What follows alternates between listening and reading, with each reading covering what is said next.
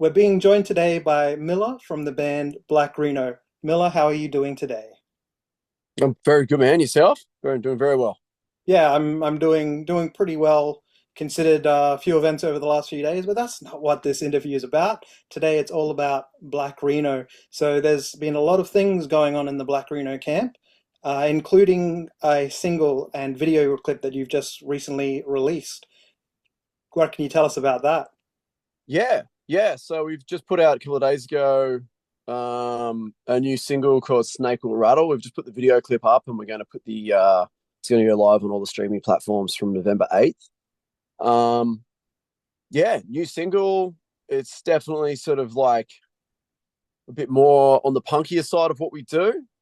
It's not punk rock, but it's definitely on the punkier side of what we do. Um, Yeah, and we just put out this cool video clip, which is just, a bunch of insanity, a bunch of stupidity. Us guys just, taking the mickey out of ourselves willy-nilly. And yeah, new song. We've got a couple of shows coming up. We'll be playing this weekend in Newcastle at the Hamilton Station Hotel, November 2nd. And then we're playing the Duke of Enmore in Sydney on the 23rd of November, yeah, to sort of have a couple of little release parties around it. Yeah. Yeah, because as awesome as a Black Rheno recording is, nothing quite beats that live Black Rheno assault of seeing you guys in person, and quite often with the way that you spend probably the majority of the gig in the crowd, up personal in your face. Yeah, it's good fun. I mean, we're definitely a live band. That's what we really live for basically. And we're all pretty hypo. It's a license to just go ham in a fucking venue and do whatever you want. Like, you might as well make use of that license when you've got it, right? You can't just do this shit when you're a punter, the kind of shit we get away with. So yeah, playing gigs live, running around, stealing people's beers and tipping them over your heads, and I don't know, just going fucking crazy and feeling the energy of the music, it's good Really fun. We living love in it. the moment.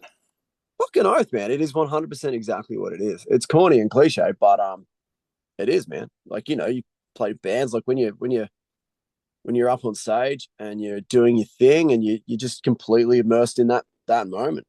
Like, that's it. It's you and the people and your best mates that you write this stuff with, and it's pretty special. Yeah, definitely. Yeah, one of the best feelings in life. And if for you, for you of those out there that aren't in bands, maybe this is the inspiration you need to get out there and make some crazy rock and roll yourself, so you can also go out and experience just what it's like. 100%. If you want to play in a band and you haven't before, and whether you think you have the skills or you don't, if you're like, oh, I don't know, I'm not good enough, like, who gives a shit? Just go fucking do it, man. Like, it is fun as fuck. Um, and you never know, like, you might not be good at the start, but you might get good. Like, I know I was pretty fucking terrible when I first started doing this stuff. Um, and I'm not saying I'm great now, but hey, I'm having a good time. And again, probably the most important thing. So yeah, we were talking about the film clip and just how, yeah, manic and unhinged it is. There's a lot of weird and wonderful sequences that take place throughout the course of the video.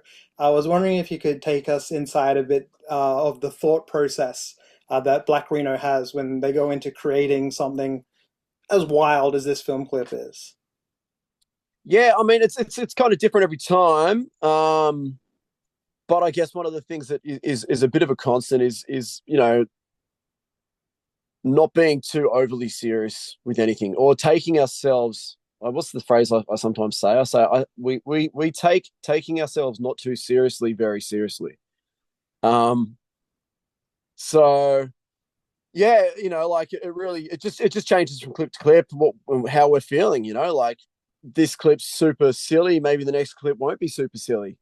We just did, it just changes from time to time. And then with this clip, I've got to shout out props to Adam Jordan from Main Street Studios, who was the director, editing and directing the video clip. And this is like, he's done all that work in the background with all the green screen stuff and making us appear on mountains and sharks and Mario whatever else, Brothers. Mario Brothers and surfboards and just a bunch of random kangaroos. I don't know. There's all sorts of weird shit in there, all sorts of randomness in there. Burning So trash he's piles. the mastermind that's sort of pieced all that together. But as we all just come together as band members and with the director and just, hey, what can we do? How can we go with this? And just brainstorm it and you know piece it together. Yeah. So also another almost sort of stream of conscious process that then also has to be figured out and made real. Yeah, I mean, like for us, like making especially with the green screen clips. This is the second one we've done. Um, for us, it's pretty simple. It's not that hard. Like the real work goes into the person editing it. Because for us, we just have to. It's one location. You go stand in front of a green screen and just clown around essentially, like organize. I mean, we've got to organize some outfits and things like that, different costumes, because we're all dressed up in lots of random costumes that it changes quite frequently through the clip. And I got a friend of mine's motorbike. A friend of mine's got a really nice motorbike. He brought into the studio that we could use. They're trusting. Um, yeah, he's a really good guy. And but it's essentially for us. It's like it's how long did it take to put it together? Probably 6-7 hours. It's a day of us just clowning around in a studio, putting on funny wigs and funny outfits, singing the song, playing the song, just jumping around, pretending to box kangaroos and silly shit like that. So it's just pretty fun and pretty yeah, pretty straightforward for us. But then like the real amount of work comes in later, where it's like days and days of editing. And when you watch the clip back, there's all these little random things that you don't see in the first, second, third, like the 10th time. I was chatting with the guys at band practice the sort of week after we got the first edit back, and we're all laughing about how many sort of random little things you see pop up that you don't see until you've watched it 10 or so times, and we of course we watched it a bunch of times when we've made something like this, because you're checking it. For sure. But yeah, it's just, man, it's just fun. It's just us having fun. It's not too serious. Just a good time. Yeah. All Black Rheno. Yeah. That's what we do, man. We just fucking have fun, like cut loose, go crazy, play music that makes us want to go crazy, and hopefully everyone else gets to join in and go crazy with us. And yeah. Catch that vibe and hold on tight. So you also, mentioned that you've got a few dates lined up to promote and release the single, give it Yep. live to people in their faces. There aren't any dates here in Brisbane though. No.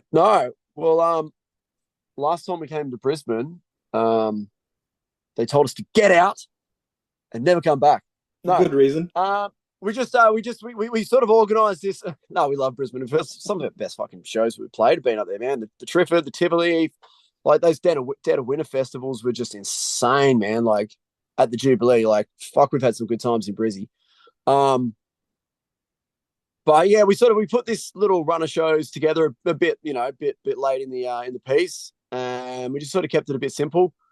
So just 2 shows on this run, and I'm putting together a run of shows for March next year. But I don't think we'll be getting to Brisbane in March either. But we will definitely be back in Brisbane, and next year we'll be playing heaps. So we'll eventually get around the whole country. There's no doubt about that. Yeah. Well, and to be fair, you were here earlier in the year on the Yeah. Who the Sure. Fuck Yeah. is Black Rheno tour. Yeah. So hopefully now people do have a better idea of who Black Rheno is. But the question that I've always wanted to ask you is, what the fuck is a Black Rheno? Well, it's a state of mind. It is a place that you can go where everybody knows your name. It Cheers to that. is, yeah, cheers to that, 100%. Look, man, it's got no meaning, actually.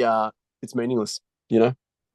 Um, No, it's just a fun name. When we first started the band, our guitarist, as you might know, is Spanish, and he came in with the name Black Rheno. You know, you come to band practice and everyone's got a couple of name ideas and we're all throwing them around. And he came in one day and he said, "Oh, let's call it Black Rheno," and his very charismatic Spanish accent.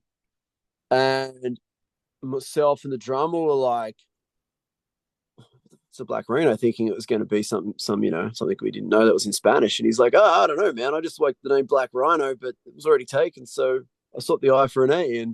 And that's as simple as that. And we were all like, "Oh, okay." And we were like, "Oh, well, sounds cool." So there we go. Black Rheno was born. We didn't really It's funny because and like it's great to, like, it'd be cool if we had that had some deep meaning and all that kind of stuff. I love when a band does have a band with a title that has some deep meaning. But it's funny how you can sort of, and I'm sure anyone that's been in a band or has started something that needed a name of some description have like gone, like spent so long like, what are we going to call it? Like Yeah, I umming don't and know ahhing. if you play video games and especially like RPGs, like you're spending, a good half hour, an hour crafting and putting a character together, and then you get to the last bit and it's like, now what's your character name? And you're just like, oh man. Yeah, it's good to have a cool name and all that kind of stuff, but it also sometimes doesn't matter either. Like, I mean, there's like, I always use this reference. I've got nothing against the Arctic Monkeys. They make pretty cool music. But like, imagine you rocked up to band practice and you're like, the guy's like, "Oh, everyone's come to the table with their band names and someone's like, I think we should be called the Arctic Monkeys." You'd be like, "Fuck." You know what I mean? Like, Arctic Monkeys. Oh, we're monkeys from the like. It's just I, like, I guess I don't have a good enough reason to say no. yeah, but it's I don't particularly, the great band, but I don't know about the name so much. But who gives it, like? But they're fucking this massive, massive fucking band who have tons of success. Yeah, those Arctic monkeys did do well for themselves. Hey guys, how you going? Good. You know where to go? Awesome. Wheel on Just a back. band. Yeah, just a band coming into jam. I forgot they were coming in. Anyway, they know their way through the studio. It's all cool. Sweet. But yeah, Uh, so like sometimes I don't know. You can overthink these things sometimes when it comes to naming things. As yeah, long it as, does. as long as it gives a bit of a vibe.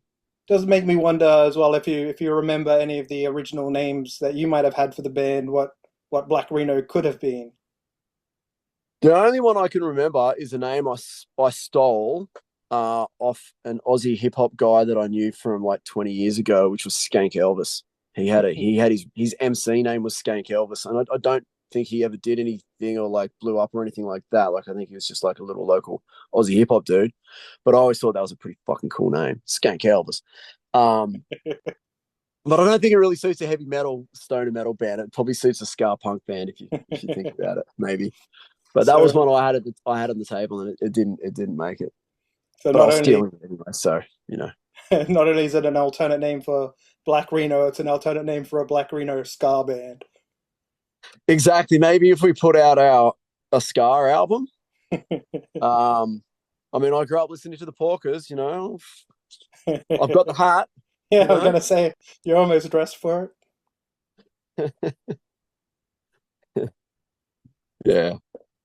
And then yeah, aside from the shows you have played in Brisbane in the past and the shows you've got lined up now for the release of Snake Will Rattle, a show I wanted to ask you about was one that you did in the last year or so, a huge show for you guys when you played on stage with Pantera. yeah, yeah. We this year, 19th of March this year. I think I'll It's remember still that fresh date this for a year, yeah. while. Yeah, it was this year. It was pretty wild. So yeah, Pantera came out for Knotfest and they did one sideshow, one headline show, which we were, fucking insanely lucky enough to get to open up. So it was us, King Parrot, and Pantera.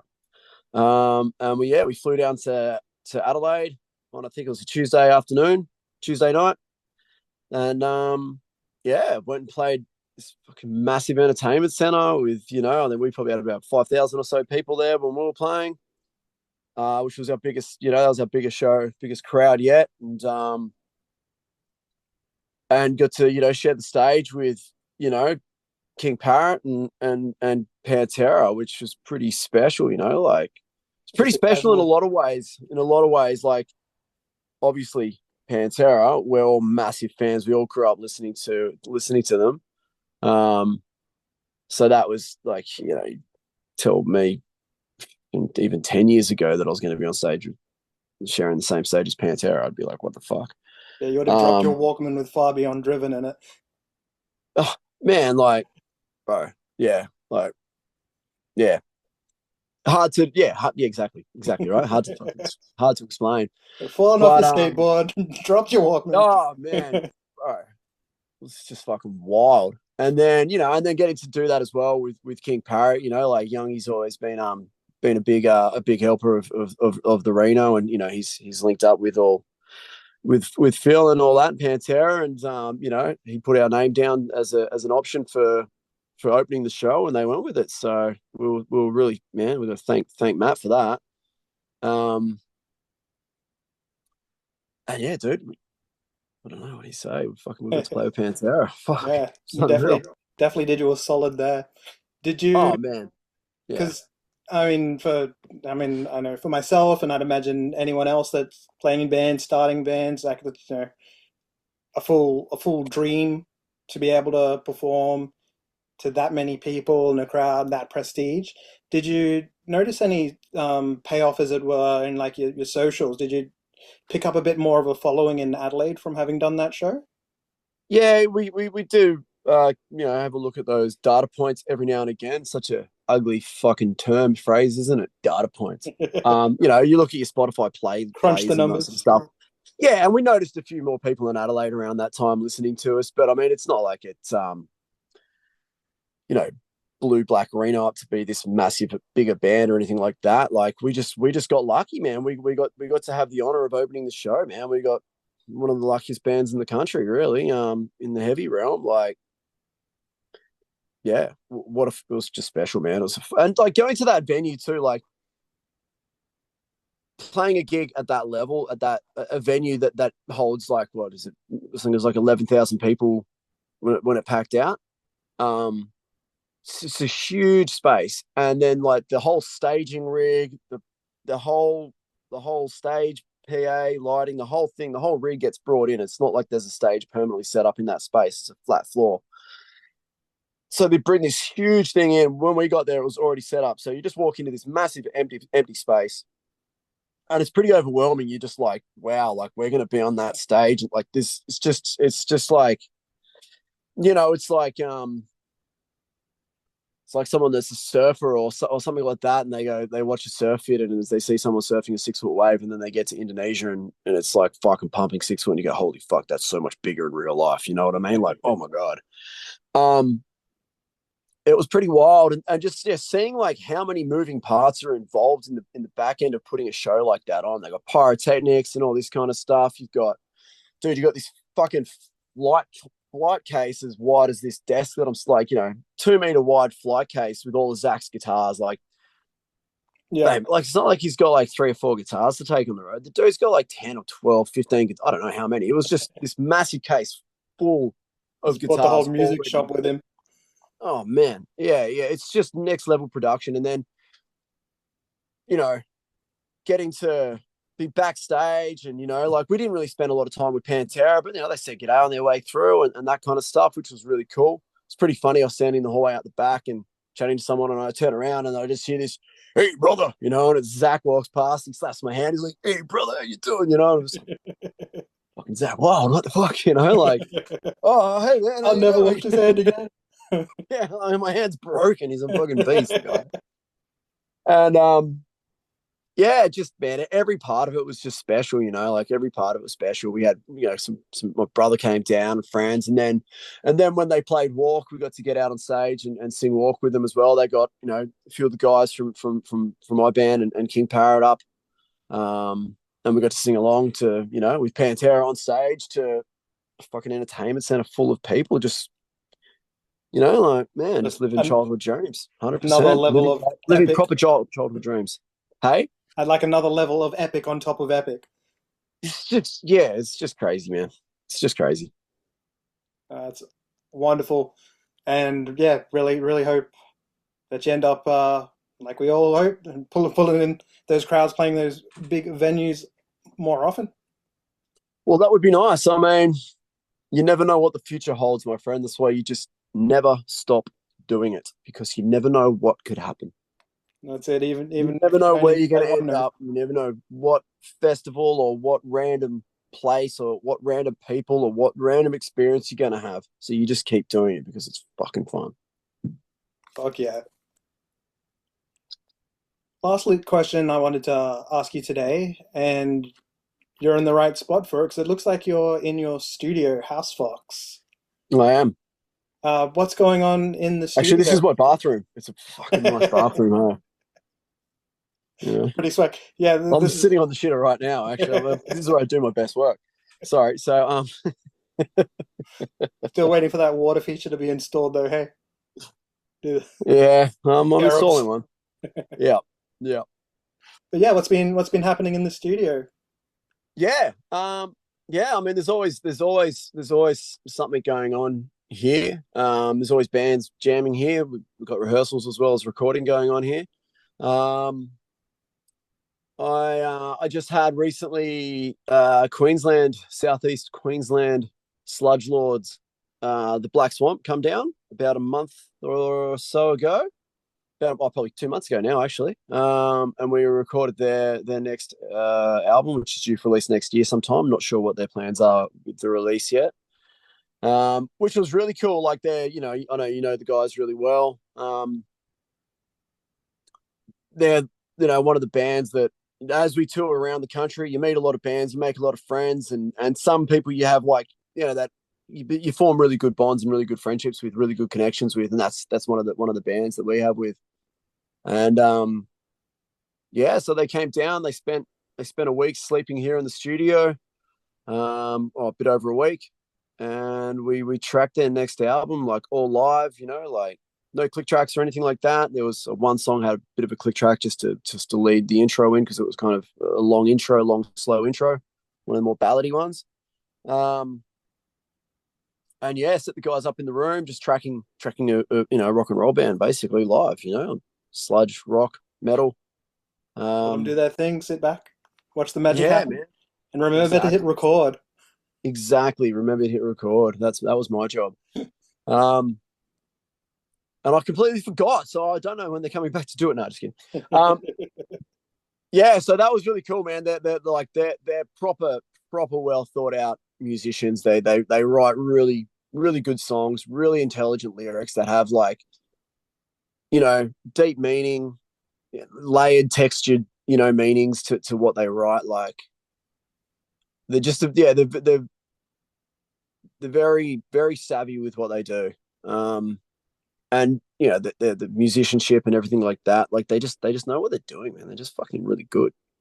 I Um, got to catch them a couple of weeks back playing with Flaming Wreckage and Snake Mountain, and yeah, I got treated to a few tracks of the new material, and it's sounding quintessentially Swamp, but you could definitely feel that there's a sort of a new vigor and a new uh, energy behind it, if you will, especially with the vocalist Luke being a bit more well, playing guitar first and yeah, foremost.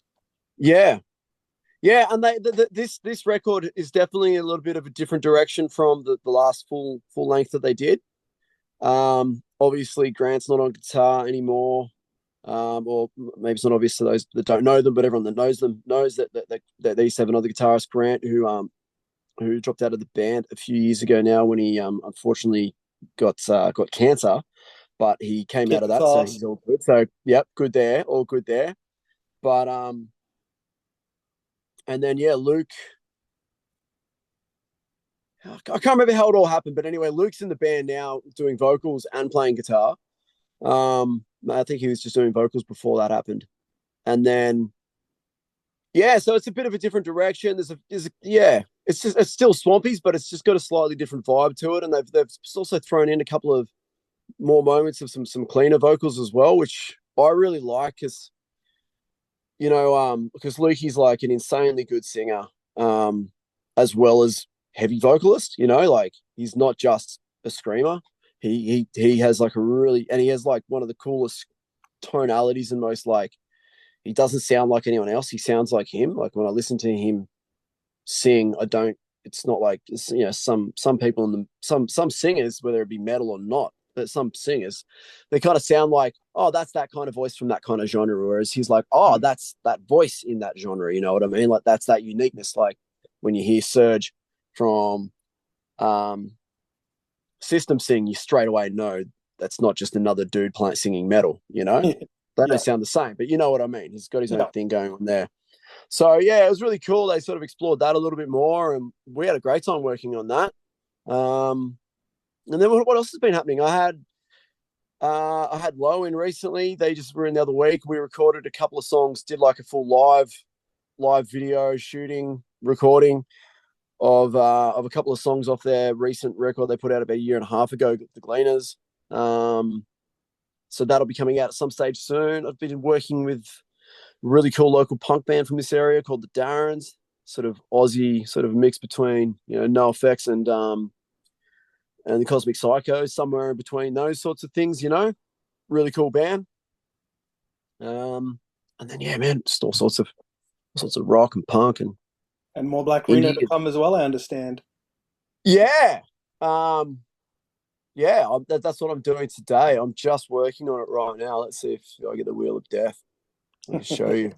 Spin, baby, I can do. spin. Can I do a little? Oh, Can you sneaky see what's peek. going on here? Hey, A little sneak peek this is the studio. for some producer POV. Yo, we up in the studio. I'll give you a little taste. I can't give you too much because we haven't put it out yet.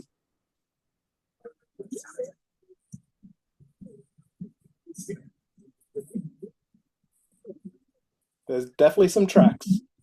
And that's all you're getting for the moment. You're not allowed anymore. I'll just decipher those waveforms. If that even made any sense coming through the speakers in the little phone, it's probably just sounded like. Unmistakably Black Rheno, though. But of course, you know that's what we do. So yeah, so just I mean here at the moment, we're actually working on another single. We're just going to be putting out heaps of singles for a little while. We recorded an album about a year ago now over in Austin, Texas, with Machine, the producer, who's like this. You might know him. Yeah, You know, definitely sort heard of of worked on a Machine. lot of really big records, like you know, a bunch of Clutch records and Lamb of God and Every Time I Die and all sorts of bands like that. We went over and we thought we'd get out of this space. We've been, you know, working out of here the whole time up until then. We thought we'd do something different, freshen things up, and but this, as you know, everyone's got to live in reality of timelines and things that you can achieve to do. We just haven't really put everything together to release that album quite yet, and we want to make sure that we release it in a bit of a special fashion. We've got some things that we're working on in the background, so we've just sort of put it on hold for a little while, whilst we sort of just make sure we dot all the I's and cross all the T's. Put it out really well. So we're just going to spend next year, and we've been writing heaps of new tunes anyway, because we're always writing, we're always into doing stuff, and we've got this place, so we might as well fucking use it. Hells yeah. And so we just started recording more singles, and we're just going to spend next year putting out a bunch of songs and working on this new one at the moment. I'm trying to come up with a title, working title for it. I'm not sure yet. It could be Chopping Heads Wearing Fancy Threads, or maybe it's Murder by DS1. I'm not sure. Skank Elvis. Maybe I'm giving too much away. Maybe it's Skank Elvis. Maybe it's called A Place Where Everyone Knows Your Name. But and then we're going to shoot another video clip in like another 2 weeks down here. We're going to get a bunch of crew down and make another video clip in the studio here, a bit different to the last one. And yeah, do more touring next year. And we're just going to get real busy, basically. Play heaps of fucking shows and put out heaps of music and cause heaps of fucking chaos, basically. Living Find the as many Reno people life. that are, just find as many people that are batshit crazy as us around the country and go fucking hang out with them. Well, you know I'm always down, and certainly as things firm up, let's catch up again. Let's have another chat, check in, see where Yeah, things that'd be are. great. Thank you, man. Well, yeah, thank you for thanks for helping us spread the word and organizing this chat and just, you know, being a part of the fucking good Australian music media that is just a bunch of good people because it's a real community vibe, man. It's good. Any and every time, Milla. It's been my absolute pleasure. Thanks, brother. Thanks for chatting. All right, catch you, man. Yeah.